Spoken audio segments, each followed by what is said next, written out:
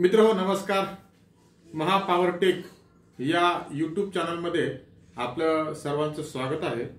मित्रहो, आज 26 जानेवारी प्रजासत्ताक दिनानिमित्त वीज मंडळातील तीनही कंपन्यांमधील अधिकारी, अभियंता व कर्मचारी यास प्रजासत्ताक दिनाच्या हार्दिक हार्दिक शुभेच्छा। मित्रहो, आजचा व्हिडिओ बनवण्याचा उद्देश महावितरण मधील सर्व्हिस रेग्युलेशन 2005 हा असून बऱ्याचशा कर्मचाऱ्यांना सर्व्हिस रेग्युलेशन म्हणजे काय, म्हणजेच कर्मचारी सेवा विनिमय म्हणजे काय, ही गोष्ट बऱ्याच लोकांना माहिती नाही व ती माहिती व्हावी हा मुख्य उद्देश घेऊन आजचा व्हिडिओ मी इथे बनवत आहे।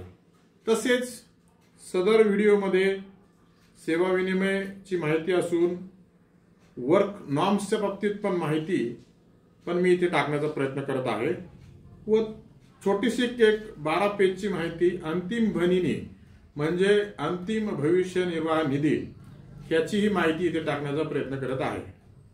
मित्रहो, बऱ्याच लोकांना कर्मचाऱ्यांना काही विचारलं तर असे उत्तर प्राप्त होते की एसआर मध्ये आपण ती गोष्ट बघावी। म्हणजे एसआर म्हणजेच काय तर सर्व्हिस रेग्युलेशन, म्हणजे सर्व्हिस रेग्युलेशन चा अर्थ बऱ्याच लोकांना माहिती नाही किंवा ती फाईल माहिती नाही किंवा ते पुस्तक माहिती नाही। इथे मी देण्याचा प्रयत्न करत आहे व त्यांना माहिती मिळून त्याचा फायदा व्हावा हा मुख्य उद्देश हा व्हिडिओचा असून मी इथं डिटेल्स मध्ये माहिती आपल्याला सर्वांना देत आहे। मित्रो, 1 नंबरचा कॉलम लक्षात घ्या। इथे मी मराठीत एक एसआर टाकलेला आहे, तो आपला 2005च्या आधीची जी कंपनी होती म्हणजे मंडळ होतं, जे तिन्ही कंपनीला लागू होतं, असे 242 पानाचं मराठीत एसआर नावाचं एक पीडीएफ फाईल इथं खाली डिस्क्रिप्शन मध्ये मी टाकण्याचा प्रयत्न करत आहे, विवरणामध्ये टाकलेले आहे। तर ह्यानंतर बऱ्याचशा कर्मचाऱ्यांचं मागणी होती की आपली एमएससी डीसीएल जेव्हा कंपनी झाली त्याचा एसआर मला देण्यात यावा। तर त्याचे 2 पद्धतीने मी इथे खाली टाकण्याचा प्रयत्न करत आहे की एक मराठीतला एसआर आणि एक इंग्लिश मधला SR. SR in the sense कर्मचारी सेवा विनिमय म्हणजे काय की शॉर्टकट मध्ये सर्व नियमांची माहिती इन द सेन्स एसआर। तर मित्रो, इथं लक्षात घ्या, कर्मचारी सेवा विनिमय 2005 मराठीतली जी फाईल आहे ती 208 पेजेसची आहे आणि इंग्लिशची फाईल सुद्धा 208 पेजेसची आहे। तर या दोन्ही फाईली मी इथे टाकलेल्या आहेत। 2 फाईल टाकण्याचा उद्देश, काही लोकांना मराठीत जर काही कळालं नाही तर ते इंग्लिशची फाईल बघून ते समजून घेऊ शकतात, त्यामुळे इथे मी दोन्ही फाईल टाकण्याचा प्रयत्न करत आहे। ज्यांना मराठीतली फाईल कळाली त्यांनी मराठीतली फाईल बघा, ज्यांना इंग्लिशची फाईल कळाली त्यांनी इंग्लिशची फाईल बघून आपण ते काम करू शकतो। तिसरी गोष्ट मी इथे टाकण्याचा करत आहे वर्किंग नॉर्म्स। महावितरण कंपनीतील सर्व कर्मचाऱ्यांचे वर्किंग नॉर्म्स काय आहेत, कोणत्या कर्मचाऱ्याला कोणतं काम किती प्रमाणात करायचं आहे, ह्या प्रकारचं वर्किंग नॉर्म्स इथे मी टाकण्याचा प्रयत्न केला आहे। तर वर्किंग नॉर्म्सच्या बाबतीत पण एक इंग्लिशची जी फाईल आहे ती 497 पेजेसची एक वर्किंग नॉर्म्सची फाईल इथे टाकलेली आहे आणि मराठीतली फाईल पण मी इथे टाकलेली आहे, ती पण त्याच पद्धतीने टाकण्याचा प्रयत्न केला की काही लोकांना वर्किंग नॉर्म्स जर मराठीतले कळाले नाहीत तर ते इंग्लिश मध्ये पाहून तो कर्मचारी आपल्याला समजून घेऊ शकतो। जेणेकरून वारंवार मागणी होत होती आपले वर्किंग नॉर्म्स काय आहेत आणि एसआर पण काय आहे ते मी टाकण्याचा प्रयत्न केला।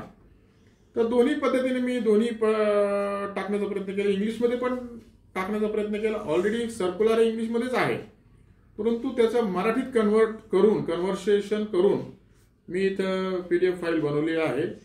जास्तीत जास्त कर्मचाऱ्यांचा फायदा व्हावा व मराठीतील काही लोकांना मराठीत सोपं जात असल्यामुळे मराठीतलेही आपण वर्क नॉर्म्स इथे बघू शकतो व ते आपण डाउनलोड करून आपल्या मोबाईलमध्ये सेव्ह करून ठेवू शकतो। तर माझ्या ह्या यूट्यूब चॅनलच्या डिस्क्रिप्शन मध्ये सदर फाईल ही डाउनलोड करून घ्यावी आपण। तर इथे मी ह्या 4 फाईली झाल्या। 5वी फाईल बनवलेली आहे अंतिम भनिनी म्हणजे अंतिम सीपीएफ, ती 12 पेजेसची फाईल इथे मी टाकलेली आहे. सीपीएफचे काय क्लॉज आहेत, आपले सीपीएफ म्हणजे काय, भविष्य निर्वाह निधी म्हणजे काय, त्याची सूत्र काय, त्याचे फायनल भविष्य निर्वाह निधीच्या बाबतीत बऱ्याच जणांना प्रॉब्लेम येतो.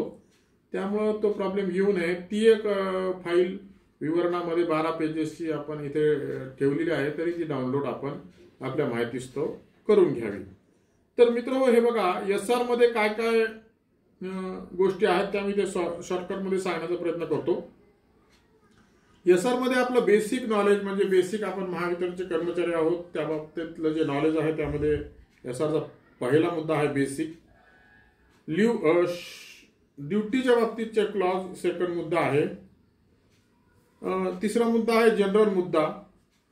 चौथा मुद्दा आहे पे फिक्सेशन म्हणजे पगार वाढ किंवा एखाद्या पोस्ट, समजा एखादा एम्प्लॉई टेक्निशियन आहे त्याचं सिनियर टेक्निशियन मध्ये प्रमोशन झालं तर ते कसं प्रमोशन करायचं तो चौथा मुद्दा आहे. पाचवा मुद्दा लिव्हचा आहे म्हणजे रजा कोणी घ्यायच्या कोणी मंजूर करायच्या, कोणाला किती रजेच्या बाबतीत अथॉरिटी आहे. 30 रजेच्या बाबतीत एखाद्या कर्मचाऱ्याने 30 जर रजा घेतल्या तर त्याची अथॉरिटी पुढच्या वरच्या अधिकाऱ्याला जाते. हा 5व्या मुद्द्यात हे आहे, एसआर मध्ये ती लिहिलेलं आहे. 6वा मुद्दा अलाउन्स आहे, ट्रॅव्हल अलाउन्स किंवा वेगवेगळ्या प्रकारचे जे अलाउन्स आहेत ते 6व्या मुद्द्यात तिथे आहेत. आणि 7वा मुद्दा हा डिसिप्लिनरी ऍक्शन, कोणावर काय ऍक्शन झाली, कोणत्या कायद्याअंतर्गत झाली, कुठल्या रेग्युलेशन अंतर्गत झाली, त्याचा मुद्दा हा एसआर मध्ये लिहिलेला आहे. आणि 7वा आणि 8वा मुद्दा म्हणजे सँक्शनिंग अथॉरिटी.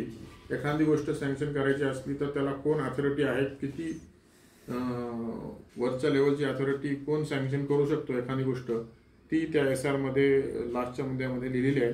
आणि एखादा मुद्दा नजर चुकीने जर माझ्याकडून राहून गेला असेल तर तोही आपण व्यवस्थित बघावा व त्याबद्दल मी माफी मागतो. परंतु मी सर्वच मुद्दे कव्हर करण्याचा इथे प्रयत्न करतो की आपलं सर्व्हिस रेग्युलेशन आहे, सर्व कर्मचाऱ्यांना, लाईन स्टाफ कर्मचाऱ्यांना, ऑपरेटर कर्मचाऱ्यांना माहिती असावं किंवा इतरही सर्व कर्मचाऱ्यांना माहिती असावं हा मुख्य उद्देश घेऊनच हा व्हिडिओ बनवला.